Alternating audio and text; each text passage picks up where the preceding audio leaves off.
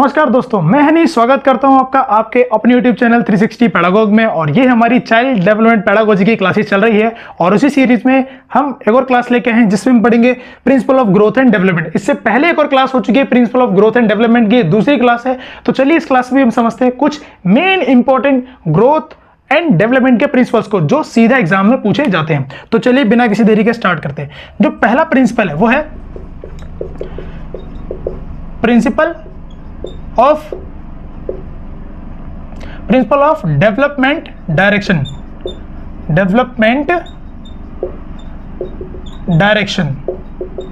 Principle of development direction का मतलब क्या है कि जो भी चाइल्ड का डेवलपमेंट होता है वो मेनली दो डायरेक्शंस में होता है। वो डायरेक्शंस कौन कौन सी है, चलिए उनके बारे में समझते हैं।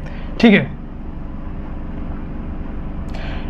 है, एक होती है आपकी हेड टू टो और दूसरी आपकी होती है नियर टू फार। ये दो टाइप में आपका क्या होता है, डेवलपमेंट होता है। एक हेड टू टो, एक नियर टू फार। ये दो डायरेक्शन है डेवलपमेंट की। ठीक है, इसको हम क्या बोल सकते हैं, हिंदी में इसको बोलते हैं सिर से पैर की ओर, सिर से पैरों की ओर, सिर से पैरों की ओर इसको बोला जाता है। इसको बोलेंगे हम केंद्र से बाहर की ओर, केंद्र से बाहर की ओर इसको बोलेंगे। ठीक है, अब इसको और समझ सकते हैं हम। ठीक है, इसको जो मेन नाम है इसका वो है सेफेलोकोडल। सेफेलोकोडल इसको बोलते हैं। इसको बोलते हैं प्रोक्सिमोडिस्टल,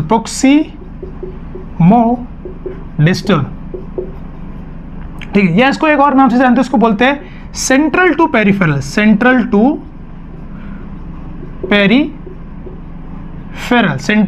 पेरिफेरल। ठीक है, ये मेनली इनके नाम से।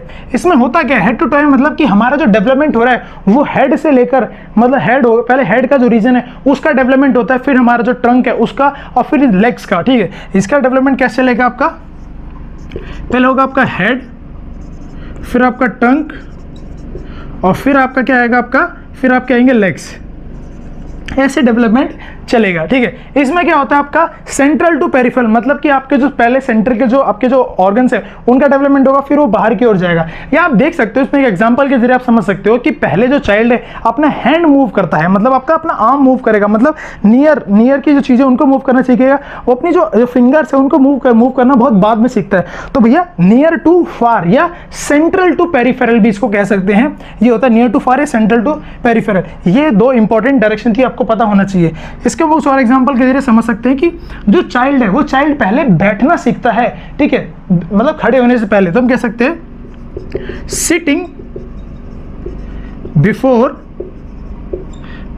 स्टैंड, सिटिंग बिफोर स्टैंड मतलब पहले चाइल्ड बैठना सीखता है खड़े होने से पहले, क्योंकि डेवलपमेंट कैसे चल रहा है, हेड से लेग की ओर चल रहा है। तो लेग का डेवलपमेंट बाद में होगा, इसलिए स्टैंड करना चाइल्ड बाद में सीखता है। या हम इसको बोल सकते हैं कि चाइल्ड का जो कंट्रोल है वो पहले क्या होता है, हेड पे कंट्रोल होता है, बाकी बॉडी पे बाद में कंट्रोल होता है।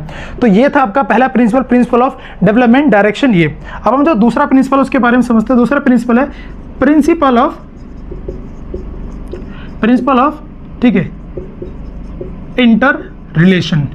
प्रिंसिपल ऑफ इंटर रिलेशन का मतलब क्या है कि जो अलग अलग एस्पेक्ट्स है डेवलपमेंट के वो एक दूसरे से काफी ठीक है काफी इंटर रिलेटेड है, और अगर एक में चेंज आता है तो उससे दूसरों पर भी काफी चेंज आता है। इसको हम एग्जांपल के जरिए समझेंगे। आपको पता है कि बहुत सारे एस्पेक्ट हैं प्रिंसिपल मतलब डेवलपमेंट के। एक है फिजिकल एस्पेक्ट, एक आपका है कॉग्निटिव एस्पेक्ट, एक आपका है सोशल एस्पेक्ट, एक आपका है इमोशनल एस्पेक्ट, और एक हम कह सकते हैं मोरल।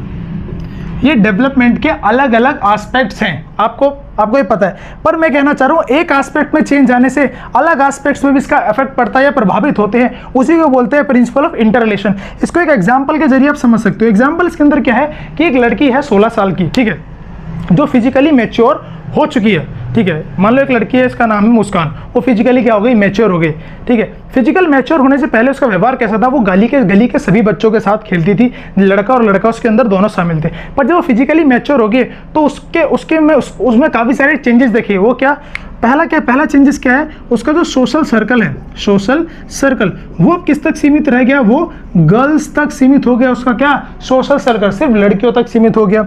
दूसरा हम कहेंगे कि उसके अंदर क्या हो गए हैं, उसके अंदर अट्रैक्शन डेवलप हो गया है, उस लड़की के अंदर attraction towards opposite gender, opposite gender की अपोजिट जेंडर के प्रति उसमें क्या हो गया है। तो ये जो चेंज है बच्चे, ये किसको दिखा रहा है, सोशल जो एस्पेक्ट है उसका, जो सोशल एस्पेक्ट में चेंज दिखा रहा है, और ये जो है वो उसके इमोशनल एस्पेक्ट में जो चेंज है उसको दिखा रहा है। मतलब उसका फिजिकल चेंज हुआ, फिजिकल चेंज होने से उसके सोशल एस्पेक्ट, इमोशनल एस्पेक्ट और कहीं हद तक कॉग्निटिव एस्पेक्ट में भी क्या है, चेंज आया है। तो एक फिजिकल एस्पेक्ट में चेंज आने से दूसरे एस्पेक्ट में जो चेंज आ रहा है उसी को क्या बोला गया है, प्रिंसिपल ऑफ इंटर रिलेशन बोला गया है। उसके बाद जो तीसरा प्रिंसिपल है बहुत इंपॉर्टेंट है, उसके समझिए, यह है principle of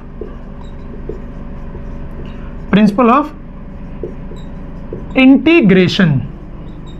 principal of integration, principal of integration का मतलब क्या है, प्रिंसिपल ऑफ इंटीग्रेशन का सीधा सीधा मतलब बहुत बार बच्चों को कंफ्यूजन होती है प्रिंसिपल ऑफ इंटररिलेशन और प्रिंसिपल ऑफ इंटीग्रेशन। इसमें फर्क क्या है मैं समझाता हूं। प्रिंसिपल ऑफ इंटररिलेशन आप समझ चुके हैं भैया कि एक एस्पेक्ट में चेंज आने से बाकी पे उसका प्रभाव पड़ता है, उसको बोलते हैं प्रिंसिपल ऑफ इंटररिलेशन।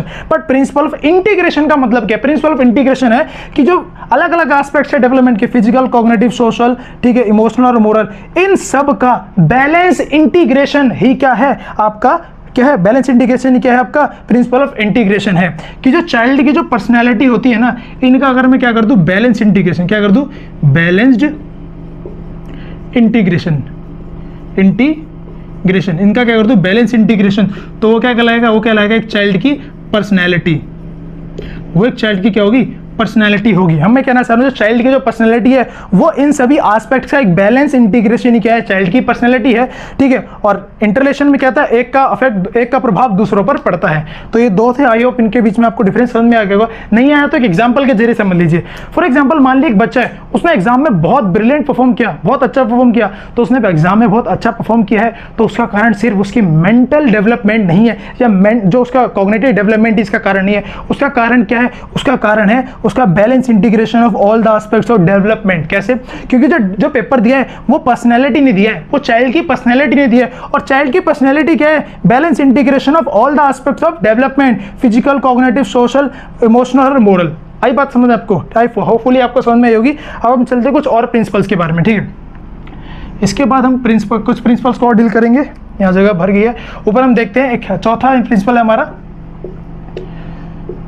प्रिंसिपल ऑफ, ठीक है, डिफरेंशिएशन, ठीक है, रेट।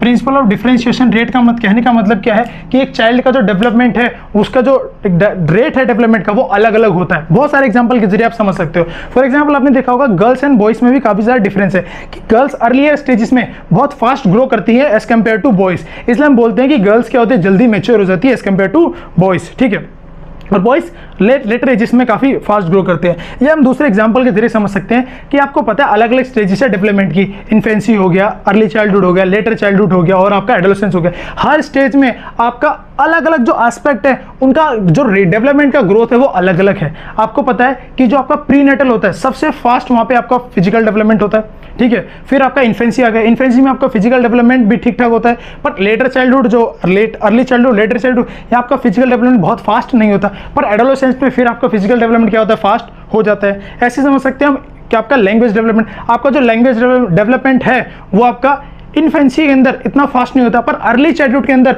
आपका सबसे फास्ट क्या होता है, आपका लैंग्वेज डेवलपमेंट होता है, और उसके अंदर प्रीनेटल के अंदर आपका कोई भी लैंग्वेज डेवलपमेंट नहीं होता, ठीक है। और ऐसे ऐसे करके बढ़ता रहता है। मतलब हम कहना चाह रहे हैं कि हर पर्टिकुलर स्टेजेस में आपका physical, cognitive, social, emotional, moral, उसका जो रेट है वो अलग अलग है। इसी को बोलेंगे principle of differentiation in rate. या हम एक पर्टिकुलर स्टेज को समझते हैं। मान लीजिए एडोलेसेंस है, एडोलेसेंस में आपने देखा होगा कि जो बच्चे होते हैं उनके हाथ और पैर वो काफ़ी ज़्यादा जल्दी ग्रो कर जाते हैं, मतलब आपको लंबे लंबे दिखाई देंगे, उनके हाथ और पैर काफ़ी लंबे दिखाई देते हैं, बट क्योंकि उनका डेवलपमेंट बहुत फास्ट हो गया। बट आपने देखा कि इनके जो शोल्डर है, शोल्डर बहुत ग्रेजुअली डेवलप होते हैं। मतलब एडोलेसेंस के अंतर्गत आपने देखा होगा कि जो अर्ली एडोलेसेंस है उसमें बच्चों के हैंड और लेग बहुत जल्दी ग्रो कर जाते हैं, पर उनका जो शोल्डर है वो बहुत ग्रेजुअली ग्रो कर रहा होता है। मतलब इनकी तो जो ग्रोथ की जो स्पीड वो फास्ट है, पर जो शोल्डर की स्पीड है वो बहुत ग्रेजुअल, मतलब बहुत धीरे। तो हम देख रहे हैं principle of differentiate in in rate. ये था। अगला प्रिंसिपल है principle of predictability. Principle of predictability से हमारा अभिप्राय है कि हम काफ़ी हद तक चाइल्ड के डेवलपमेंट, ग्रोथ एंड डेवलपमेंट को क्या कर सकते हैं, प्रिडिक्ट कर सकते हैं। इसको एक एग्जांपल के जरिए से आप समझ सकते हो। फॉर एग्जांपल आपके स्कूल में आपके माता पिता आते होंगे जब स्कूल में, तो आपके टीचर आपके माता पिता को आपके बारे में बहुत सारी इंफॉर्मेशन देते होंगे कि बच्चा ऐसा ऐसा है और ये आगे इस फील्ड में बहुत अच्छा कर सकता है, ऐसे कर सकता है, ऐसे कर सकता है, ठीक है। वो आपके बारे में प्रिडिक्शन कर रहे हैं कि आपको आप इसको इस स्ट्रीम में डाल दिए या इस फील्ड में डाल दीजिए या ये स्पोर्ट्स खिला दिए, ये बहुत अच्छा कर पाएगा। वो ऐसा कैसे कह पा रहे हैं, वो आपके बारे में प्रेडिक्ट ही तो कर पा रहे हैं। वो कैसे कर पा रहे हैं, क्योंकि उन्होंने प्रीवियस ईयर में आपका फिजिकल, मेनली दो, फिजिकल और आपका कॉग्निटिव डेवलपमेंट होते हुए देखा है, तो उसी हिसाब से वो आपके फ्यूचर को प्रेडिक्ट कर रहे हैं, उसी हिसाब से आपको सजेशन देते हैं। तो हम कह सकते हैं काफी हद तक हम ये किसी को बोलेंगे प्रिंसिपल ऑफ प्रेडिक्टेबिलिटी, मतलब काफी हद तक हम चाइल्ड के फिजिकल एंड कॉग्निटिव एस्पेक्ट को क्या कर सकते हैं, प्रेडिक्ट कर सकते हैं, ठीक है। तो ये कुछ मेन प्रिंसिपल से डेवलपमेंट के। आई होप आपको समझ में आया होगा, ठीक है। अगर आपको समझ में आया तो प्लीज लाइक शेयर सब्सक्राइब करना ना भूले। अब हम मिलेंगे अगले वीडियो में, तब तक के लिए धन्यवाद।